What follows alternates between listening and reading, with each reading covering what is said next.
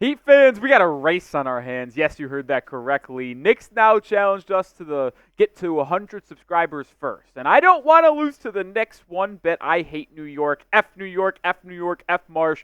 So hit that sub button, help me out, and let's win the race to 100. We're starting clean slate on Monday, so help me out.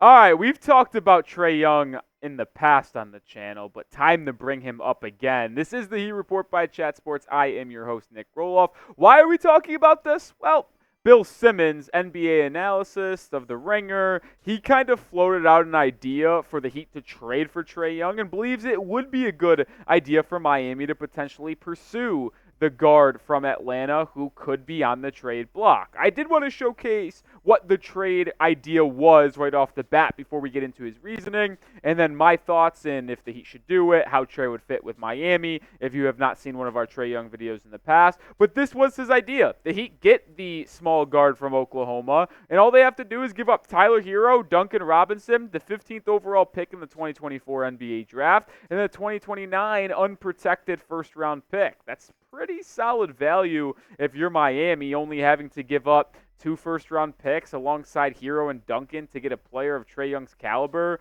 who has had some unbelievable seasons in the past in terms of averaging 25 a game, 10 assists. Like, the value is there. This is what Simmons had to say on his deal. He said, you keep Butler, Bam, get Trey in Heat culture, the kind of trade where I look back and say, shit, that's a good trade. He's doing all the same stuff they wanted for Dame, right?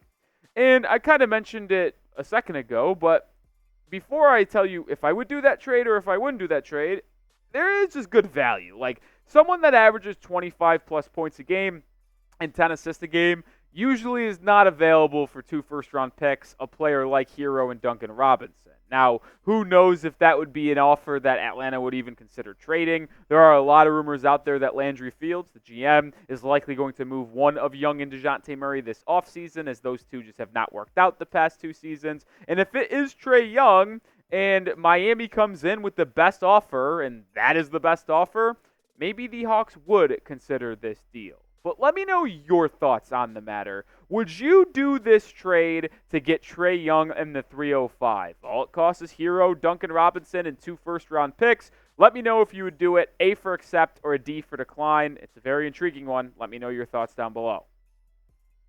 I am going to accept this deal strictly off the value, and I'll explain more on depth in that in just a second. But Trey Young is someone who would instantly boost this Miami Heat offense, and it is absolutely something that needs to happen. We've seen the Heat offense be bottom in the NBA over the past 2 seasons after they were a top 15 offensive team when they were the number 1 overall seed in the East in 21-22. The defense has always been there for Miami. The offense has just always been lacking. Trey Young is an offensive juggernaut who can transform an entire scheme and system. Over his last 4 years, he has just been taking on the grunt of the work in Atlanta. His usage rate is extremely high, but he's able to put up numbers. He is one of the highest points accounted for players in the NBA. I mean, just averaging 25 plus a game in 4 straight seasons with 9.4 assists being your low point. It's just good stuff. And yeah, there's some questions about his efficiency. His only real efficient season was in 21-22.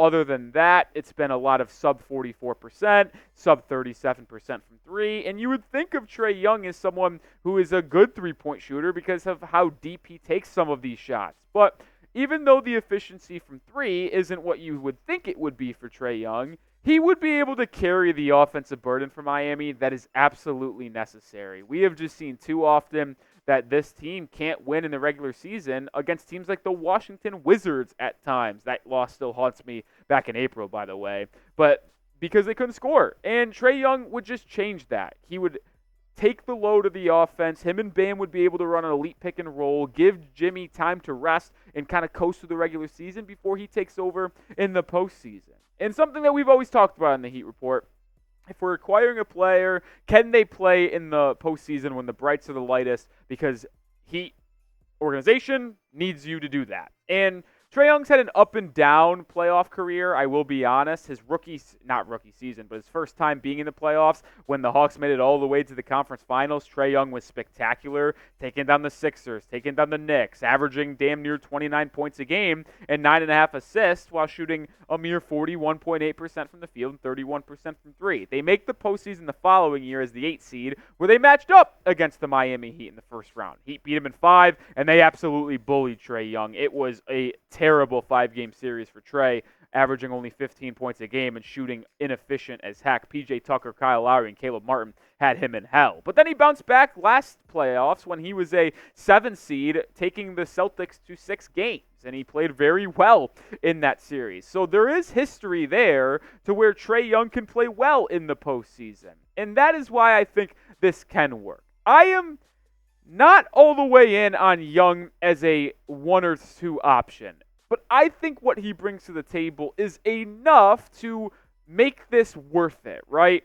You have Jimmy and Bam, who have been the second best duo in the Eastern Conference in the playoffs when healthy together over the last 5 years. No other duo outside of Tatum and Brown has made the same amount of NBA Finals and Eastern Conference Finals as Bam and Jimmy. So you get Trey in there to do most of the heavy lifting during the regular season offensively, and then you can have him take a step back as a third option when Jimmy and Bam elevate their play and their two-way ability in the postseason when it matters the most. I think the fit actually is there. I know it's been skeptical. I don't like Trey Young's defense, how undersized he is, but I do think it would end up working in Miami. But you make the call for me. Do you think Trey fits with the Heat? Type Y for yes or type N for no. Let me know your thoughts on the matter. Make sure you are subscribed as well. We got that race to 100 subscribers with Knicks Now, but we are also breaking down every single Miami Heat rumor in this offseason, whether it be trade rumors on Trey Young, draft news. We will have it all. We'll also be covering you with free agency as well, so hit that sub button and lock us in on the Heat Report. I mentioned it a little bit, but I do want to kind of double down here with Trey Young. I have been an open hater, let's say, of Trey Young and his ability to be a winning factor and one of the leading reasons why a team wins deep in the postseason. He just doesn't play defense. But when you have 2 elite two-way players like Bam Adebayo and Jimmy Butler on the wing and in the anchoring and middle of that defense, I think that's where Trey can flourish because you can hide him a little bit more defensively when you have Jimmy and Bam there behind him. He could also take some of the offensive load off Trey Young to where, yes, we want him to carry that in the regular season, but when it comes to the postseason, teams can't really hound Trey Young and double him and make him get out of his hands because guess what? Bam and Jimmy can kind of do damage themselves, right? I think Trey would be able to flourish with the Miami Heat working with Bam and Jimmy. And another reason why I think that is because of his shot selection. Like, we've often talked about how there are some players that I'm concerned about their fit joining the Heat because Jimmy and Bam like to do a lot of their work 15 feet and in from the elbows extended because they want to get to the rim, they want to get to the free throw line, and they want to finish and stress the opposing defense. Well, if you look at Trey Young's career, he takes the majority of his shots from the top of the key, above the break three-pointers, if you will. And he shoots pretty efficiently, by the way. He's either league average or just above league average. But one thing he also does exceptionally well is hit that little 8 to 10-foot floater just at the free throw line or inside the line. He's not the best finisher at the rim. There's no debating that. But for Trey Young, most of his shots are either three-pointers at the top of the key or little step-back middies, or floaters in pick and roll when the bigs are in drop coverage. So to me, I think the offensive fit is there. He would space the floor very well with Jimmy and Bam. The pick and roll would be one of the top 5 most elite plays in the entire NBA between Trey and Bam. I truly believe that as Bam continues to evolutionize his game as well. And to me, we've talked about the trade, right? Well, guess what? If you remember, it was just Herro, Duncan, and 2 firsts. That allows you to keep Nikola Jovic and Jaime Jaquez Jr. to either make in another trade to really improve this roster, or just keep those 2 young guys to have off the bench and create a more balanced team surrounding Trey, Jimmy, and Bam, because Jaquez and Jovic are still on their rookie contracts. Now, I will say this. I don't think the Hawks would do this trade. I don't. And the reason why is I think they'd want one of Jovic or Jaquez. I just don't think they would want to go and deal away one of their top players, if not their best player, and not get one of the better young assets from Miami in return. Like, we've talked about this before as well, but I truly believe that if you had to rank the Heat's assets in terms of trade value, I think Jaime Jaquez Jr. is number one. I think Nikola Jovic is number two, and then Tyler Herro is where number three comes in. I think Herro's worth one first. I think Jovic is worth one first. But I think because those two are a little bit younger than Tyler, they've shown an ability to be a great piece surrounding and play on both ends of the floor as well, bring shooting, finishing. Like, those two are going to be valued potentially more than Herro, which is why Atlanta, if they were to trade Trey Young to Miami, would almost certainly want one of Jovic or Jaquez. But I would not trade both. I would be even skeptical to trade one, but that's who they would want.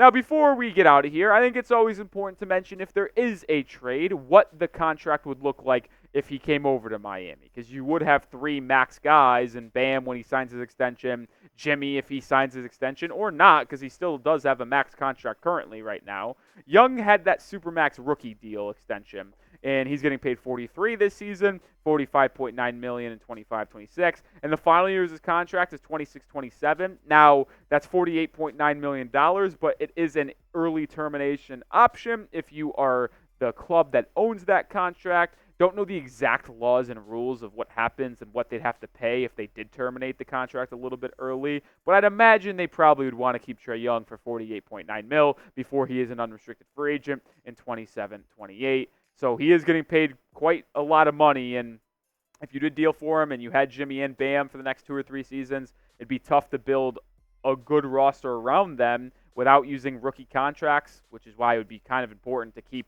Jovic and Jaquez, to have role players surrounding the big three that can actually make a difference, because you'd likely be a second apron team. All right, that's going to do it for today's video. Make sure you are following me over on Twitter, where we continue the conversation surrounding the Miami Heat on a daily basis. At Nic_Rohloff is the handle. Go follow me back over there, and I'll see you on the next video. Go Heat.